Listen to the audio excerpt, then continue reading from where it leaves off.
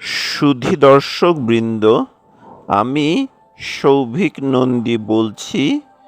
আমার আজকের ভিডিওতে আমি ফরাসি লেখক বেরনার ওরি লেভি বাংলাদেশ যখন স্বাধীন হচ্ছিল বইয়ে পাকিস্তানের সামরিক বাহিনী ও বেসামরিক জনগণ শীর্ষক যে প্রবন্ধটি লিখেছেন সেটি আমি আজকের ভিডিওতে বলবো। পাকিস্তানের প্রসঙ্গে ফিরে আসা যাক। পাকিস্তানের রাষ্ট্রযন্ত্র কেমন চলছে? উপনিবেশ থেকে মুক্ত হওয়া বা উত্তর উপনিবেশিক একটি সমাজে উপনিবেশিক রাষ্ট্রযন্ত্রের কি কি ক্ষমতা থাকতে পারে? আমরা এখানে কয়েকটি ল্যান্ডমার্ক, কয়েকটি ঘটনার উল্লেখ করব। ঘটনাগুলোর সম্পূর্ণ বিবরণ আমার হাতে নেই এবং বলা বাহুল্য যে বিবরণ আমরা দেব তা অবশ্যই অস্পষ্ট। সরাসরি কোনো কথা এখানে বলা যাচ্ছে না। তবে হিন্দুস্তানের বড়লাটের যতটুকু ক্ষমতা ছিল, পাকিস্তানের সেনাবাহিনী আর আমলাতন্ত্র উত্তরাধিকার সূত্রে তার সবটুকুই পেয়েছিল। এই ক্ষমতাগুলো পাকিস্তানের সংবিধানে উল্লেখ আছে। এই সংবিধান আইনসঙ্গতভাবে এবং প্রশাসনিকভাবে সেনাবাহিনী এবং আমলাতন্ত্রের কর্তৃত্ব ও আধিপত্যের নিশ্চয়তা দেয়। সেনাবাহিনীকে রাষ্ট্রের অন্তর্ভুক্ত করার প্রয়োজন নেই। বহু পূর্বেই তাকে রাষ্ট্রের অভ্যন্তরে প্রতিষ্ঠা করা হয়েছে।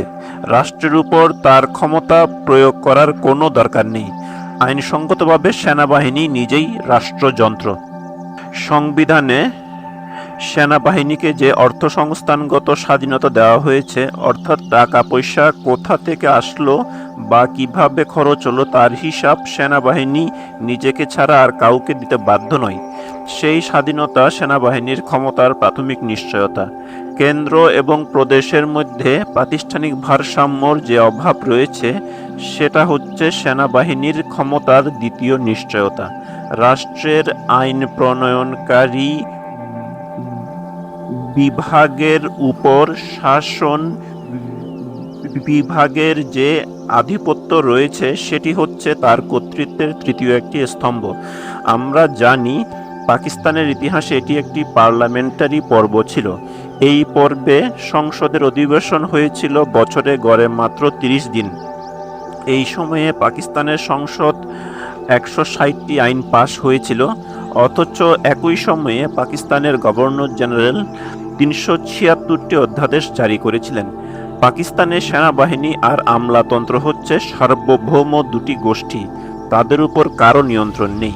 এই দুটি গোষ্ঠী আসলে পাকিস্তান শাসন করে। পাকিস্তানে পার্লামেন্টারি একটি বিখ্যাত শব্দ এবং শব্দটি বেশ কিছু বিতর্কের সৃষ্টি করেছে। এখানে আমরা বিস্তারিত আলোচনায় যাব না। শাসক গোষ্ঠীর কাছে পার্লামেন্ট ছিল একটি অজুহাত বা এলিবাই, একটা মুখোশ, একটা ভণিতা যা প্রয়োজনে শুধু ব্যবহার করা হতো, আর প্রয়োজন ফুরিয়ে গেলে অথবা মুখোশটি বজায় রাখা অত্যন্ত ব্যয়সাধ্য বা ঝামেলাপূর্ণ মনে হওয়া মাত্রই মুখোশটি ছুঁড়ে ফেলে দেওয়া হতো। এর বহু ইঙ্গিত, বহু শানে নজুলের মধ্যে একটির উল্লেখ করছি এখানে। পাকিস্তানের গভর্নর জেনারেল গোলাম মোহাম্মদ 1954 সাল থেকেই, অর্থাৎ আইয়ুব খানের সামরিক অভ্যুত্থানের 4 বছর আগে থেকেই আইয়ুব খানকে ক্ষমতা দখলের প্রস্তাব দিয়ে যাচ্ছিলেন। আরও একটি ইঙ্গিতের কথা বলি, এই ইঙ্গিতটি সম্ভবত অনেক বেশি অর্থব্যঞ্জক। পাকিস্তানে যত অভ্যুত্থান হয়েছে, সে অভ্যুত্থান সামরিক হোক বা বেসামরিক হোক, তার বেশিরভাগই সংগঠিত হয়েছে পূর্বোক্ত পার্লামেন্টারি পর্বে 1958 সালের আগে। 1954 সালে এক বেসরকারি অভ্যুত্থান হয় পাকিস্তানে। পূর্ব ও পশ্চিম পাকিস্তানে লুম্পেন বুর্জোয়া গোষ্ঠী স্বায়ত্তশাসনের কথা তুলতে শুরু করেছিল, তবে খুব জোরালোভাবে যে তুলছিল তা বলা যাবে না। তাতেই গোলাম মোহাম্মদ ভয় পেয়ে জরুরি অবস্থা ঘোষণা করলেন এবং জাতীয় সংসদ ভেঙে দিলেন। এর কয়েক মাস আগে মার্চ মাসে তিনি পূর্ব পাকিস্তানের কোয়ালিশন সরকারের মন্ত্রিপরিষদ ভেঙে দিয়েছিলেন। মুসলিম লীগের বিরুদ্ধে নির্বাচনে জিতে যুক্তফ্রন্ট এই সরকার গঠন করেছিল। বলা বাহুল্য, নির্বাচিত সরকার এভাবে ভেঙে দেওয়াটা আইনসঙ্গত কি হচ্ছে না তা নিয়ে গোলাম মোহাম্মদের কোনো চিন্তা ছিল না।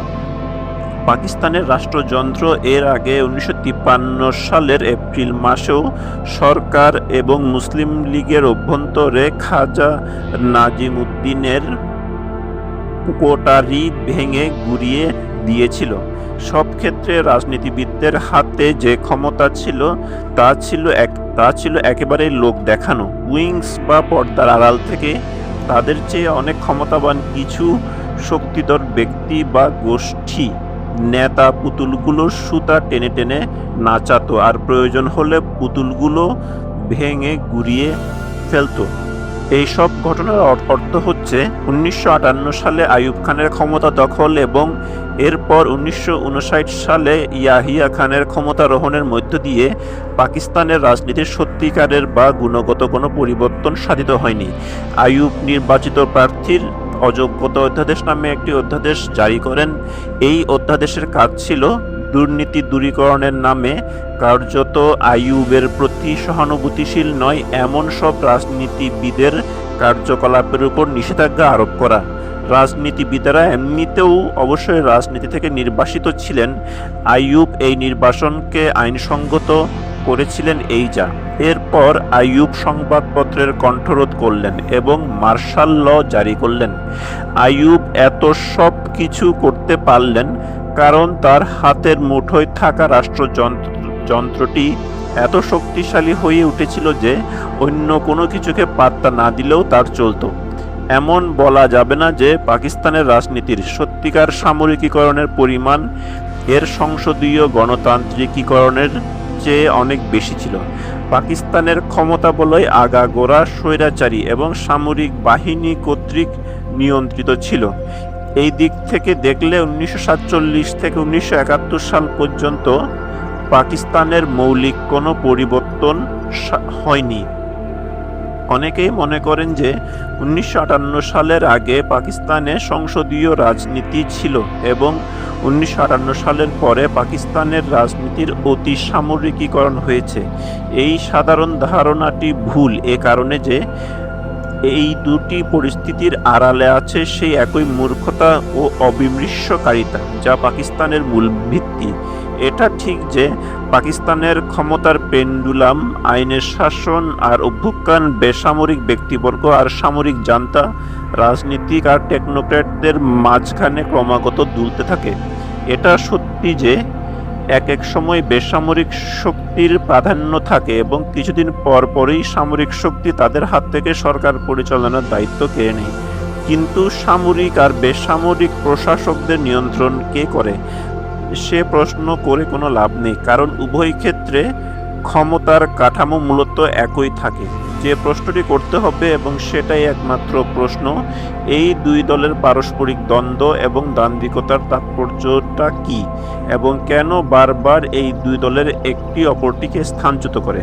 আমরা আগেই বলেছি, পার্লামেন্টারি বা সংসদীয় পর্বে পাকিস্তানের মূল ক্ষমতা বলয় পর্দার আড়াল থেকে রাষ্ট্র ক্ষমতার রশি টেনে ঘরে থাকতো।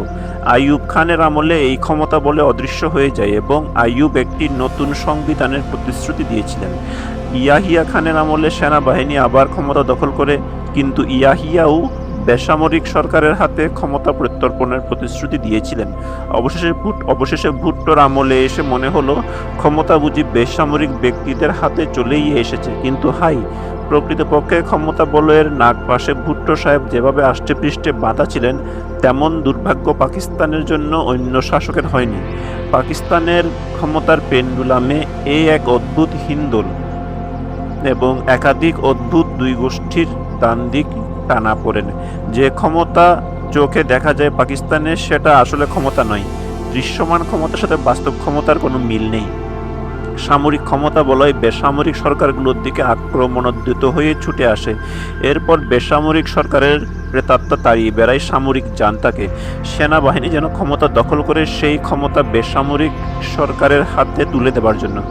বেসামরিক সরকার যেন গঠিতই হয় যাতে সামরিক বাহিনী সেই সরকারকে ভালোভাবে নিয়ন্ত্রণ করতে পারে। ক্ষমতা দখল করতে না করতেই সেনাবাহিনী বলে যে তারা ক্ষমতা ছেড়ে দিবে। বেসামরিক লোকজন সরকার গঠন করে যাতে সামরিক বাহিনী তাদের উপর নজর রাখতে পারে, তাদের নিয়ন্ত্রণ করতে পারে এবং প্রয়োজন হলে তাদের কাজে হস্তক্ষেপ করতে পারে। এই দ্বান্দ্বিক টানাপোড়েন শুধু যে পাকিস্তানে দেখা যায় তা কিন্তু নয়। আর্জেন্টিনায় ওঙ্গানিয়া আর লিভিংস্টোনের পরে ক্ষমতাসীন হয়েছিলেন প্রেসিডেন্ট লানুস।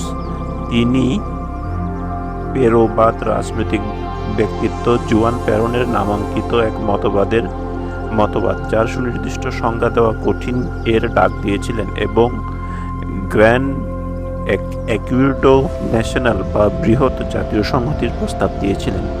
তুরস্কের রাষ্ট্রপতি এরিম জনগণের উদ্দেশ্যে বলেছিলেন যে তার লক্ষ্য হচ্ছে দেশে আইনশৃঙ্খলা বজায় রাখা এবং অল্প দিনের মধ্যে গণতন্ত্র প্রতিষ্ঠা করা।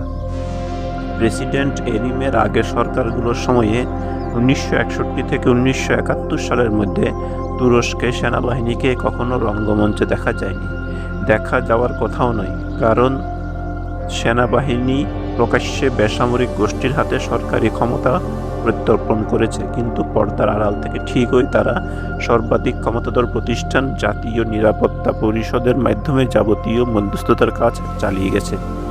এক্ষেত্রে রাজনৈতিক উত্তরাধিকারের মধ্যে একটা দ্বান্দ্বিকতা লক্ষ্য করতে পারি আমরা। পাকিস্তানের ক্ষেত্রে আমাদের নির্ধারণ করতে হবে কিভাবে দেশের সেনাযন্ত্র আমলাতন্ত্র বা রাজনীতিকদের পেছনে ফেলে ক্ষমতার শীর্ষে চলে আসে।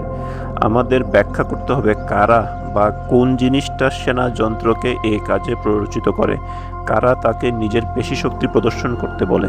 সমাজে যেসব নিয়ন্ত্রণের কারণে রাষ্ট্রযন্ত্রে সেনাবাহিনীর উত্থান হয় সেই সব নিয়ম আমাদের জানতে হবে। সুধী দর্শকবৃন্দ, আমার আজকের এই ভিডিওটি এখানেই সমাপ্ত হলো। যদি আমার ভিডিওটি আপনাদের ভালো লাগে তাহলে আমার ভিডিওটিকে লাইক এবং কমেন্ট করবেন এবং আমার চ্যানেলটিকে সাবস্ক্রাইব করবেন।